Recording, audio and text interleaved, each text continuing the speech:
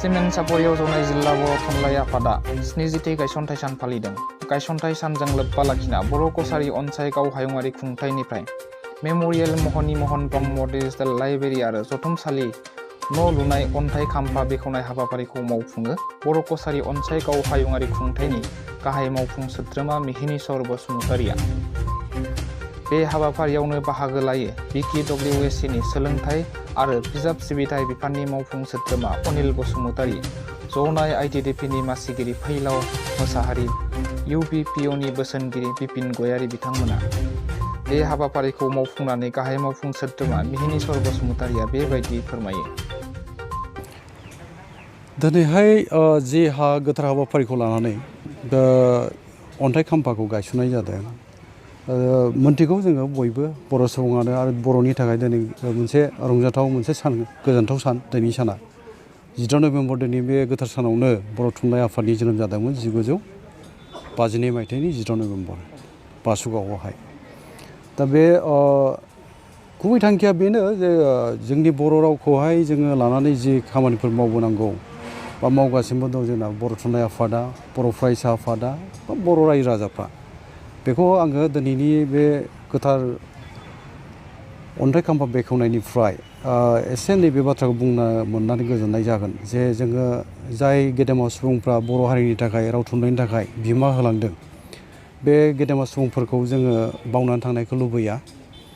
हानायसेबां जोङो बिथांमोनखौ गोसोखांनानै जोङो बिथांमोननि बिमुङाव बिसम्बियाव माबा मोनसे नेरसोन जोङो दिन्थिनो हायो नामा, बे नोजोरजोंहाय बर' कसारी अनसाय गाव खुंथाया दिनैनि बे हाबाफारि बुंनो थाङोबा construction of Mohini Mohan Brahma memorial library cum seminar hall at the office of premises जनाय डिस्ट्रिक्ट बर' साहित्य सभा, बेवहाय जोङो माबादो डिजिटेल लाइब्रेरि आरोखि। दा बे लाइब्रेरिखौ जोङो बेखौनो सानदों जे मुगायाथ' दिनैनि मुगाया बयबो मिथिगौ डिजिटेल मुगा जाबाय आरो जोङो गोदान मुगानि बे बादायथि मुगाजों आगान सुरनांगौआ गोब्राब। अब्लाबो जे जोङो आवगायलांनांगोन, जुजिनांगोन, बे थांखिजोंहाय गोदान मोनसे जि टेक्न'लजिनि एडभान्समेन्ट जानाय बे मुगाजों आगान सुरनांगौनि थाखाय दानि गोदान जोलै जोंनि इयुन जोलैफोर फरायसाफोर फरायसुलिफोरखौ जोङो मोजां मोनसे रोंगौथि मोनहोनानै बा जोङो बिदिनो जोंनि बर' राव थुनलाइखौ सिबिनायावहाय आखा फाखा खालामनो बा बिनि गोनांथिखौ मोनथिहोनो बे रोखोम लाइब्रेरिनि गोनांथि जानानै फैगासिनो दङ। दा ओंखायनो जोङो बर' कसारी अनसाय गाव खुंथाया जोङो रायलायबाय थादों सोलोंथाइ बिफानावहाय बा लाइब्रेरि सार्भिस आरो सोलोंथाइ बिफानखौ जाय मावफुं सोद्रोमा बिथां अनिल बसुमतारी बिथाङा खोब सिरियासैनो लाबाय थादों आरो आंजों रायलायनानै दिनैनि बे हाबाफारिखौ जोङो थिग खालामनानै लाखानाय जादोंमोन। दा दिनैनि बे गोथार बर' थुनलाइनि जोनोम सान 14 नभेम्बराव गायसननानै होफैनो हाबाय, बे जोंनि थाखाय गोजोनथाव बाथ्रा। खिन्थु मावनांगौआ दाबो दंबावो, जोंहा जुजिनांगौ दंबावो। बाथ्राया बेल' स्किमा बेनो जोङो सोलोंथाइ बिफाननिफ्राय आरो लाइब्रेरि सार्भिसनिफ्राय बर' कसारी अनसाय गाव खुंथायावबो जिहेतु डिपार्टमेन्ट होनाय जादों, बे डिपार्टमेन्टनिफ्रायनो जोङो बे एल'केसन बा बे रांखौ थिग खालामनानै जों मावफुंलांनो साननाय जादों। एमाउन्टआ जोङो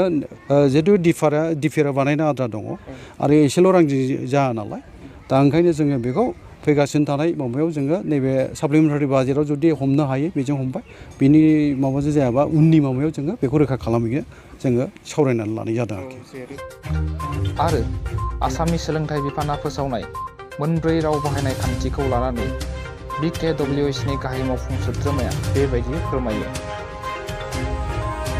जोङो बेनि सायाव जोंनि मानगोनां गिबि मन्थ्रि डक्टर हिमन्त बिश्व शर्मा बिथांजों जोङो रायलायनो साननानै दङ। थाबैनो रायलायगोन जोङो आरो जोंनि सोलोंथाइ बिफाननि मन्थ्रि आसामनि डक्टर अनस पेगु बिथांजोंबो जों रायलायगोन आरो जों खावलायगोन। मानोना बर' रावा दिनैहाय HDL मोनसे जायगा मोननाय राव, असमिया रावा जाय जायगाखौ मोन्दों, जाय स्टेटासखौ मोन्दों, जोंनि रावाबो बे स्टेटासखौ मोनना दङ। दा बावहाय जेराव जोंहानो HDL हाबनाय राव दंखायो, बावहाय गुबुननि HDL हाबनाय रावखौ जोंनि सायाव मानो जाबसिननो फालाय, बेथ' जुक्तियाव गोग्लैखाया। दा जों बेफोरखौनो जोङो लानानै रायलायगोन आरो रायलायनानै जोंखौ नासयनो नागिरोबा बा जोंनि सायाव जबरदस्त जाबसिननानै खामानि मावनो नागिरोबा बेथ' जों रायजो राजाजों सावरायनानै उननि हाबाफारि मा मावहैनो हायो बेथ' बे समा दिन्थिगोन। दा आंहा फोथायनाय दं डक्टर हिमन्त बिश्व शर्मा मानगोनां गिबि मन्थ्रि आरो डक्टर अनस पेगु बिथांमोन, आं सानो आरोखि जोङो बर' थुनलाइ आफाद, बर' फरायसा आफाद बा जोंनि खौसेथि बर' सुबुं आफाद, बर' आइजो अनसाय आफाद बा बर'नि जेसेबां माहारियारि आफादफोर दङ, बेवहाय माने बयबो दिनै सांग्रां जिंगासिदों आरो बे जानो नाङा जों बयबो बेखौनो खावलायगोन आरो आंहा फोथायनाया बेनो जे बेखौ जोंनो सायाव जाबसिननाया दाजाथों बे फोथायनायजों जों रायज्लायनो नागिरदों 9 नभेम्बर खालाराव फोसावजानाय आसामनि नखर बिफाननि फोसावलायखौ लानानै बुङोदि बिटिआरनि बायजोआव कनस्टेबल एबि आरो इउबि आनजादाव जिरायनाय बर' बिजाथिफोरा बर' रावजोंनो आनजाद होनो मोनगोन होननानै गिबि मन्थ्रिया बाथ्रा होनाय बाथ्राखौ फोरमायो Bkwac नि गाहाय मावफुं सोद्रोमा बिथाङा नुबाय बे माबाखौ गभर्नमेन्टनि जि मोनसे नटिस होनाय बेखौ आं नुबाय नुनानै आङो सिरियास बेखौनो जिंगासिदों बा आंबो बेखौनो बुंनो सानदोंमोन बा आङो रोखा जानो सानदोंमोन जे बोरैहाय बिटिआरनि मोनब्रै जिल्लायावल' बर' बिजोंजों लिरनो मोनो बा बिटिआरनि बाहेरायाव थानाय एसेबां जिल्लाफोर दङ बर'फोर बेवहाय मानो लिरनो मोना बे मोनसे सोंनाया फैखादों आरो दहाय एसे आगोलाव बुंनाय जोंना ओइट सेडुलाव जेराव हाबबाय जोङो दिनै अपसनेल साबजेक्ट हिसाबै UPSC एग्जामाव जों होयो बर' बिजों मोनसे साबजेक्ट आरो जों APSCयावबो होयो जोङो बे गिदिर गिदिर आनजादाव जों लिरनो मोनो बे फिसा माबायावहाय जोङो जुदि लिरनो मोनाबा बे बेसेबां दुखुनांथाव बाथ्रा आरो बेखौ मानो खालामनो नागिरदों बेयावहाय माबा मोनसे खैसार दङ नामा बे साननो गोनां जादों जों सानदोंआनो दा ओंखायनो बे जि मोनसे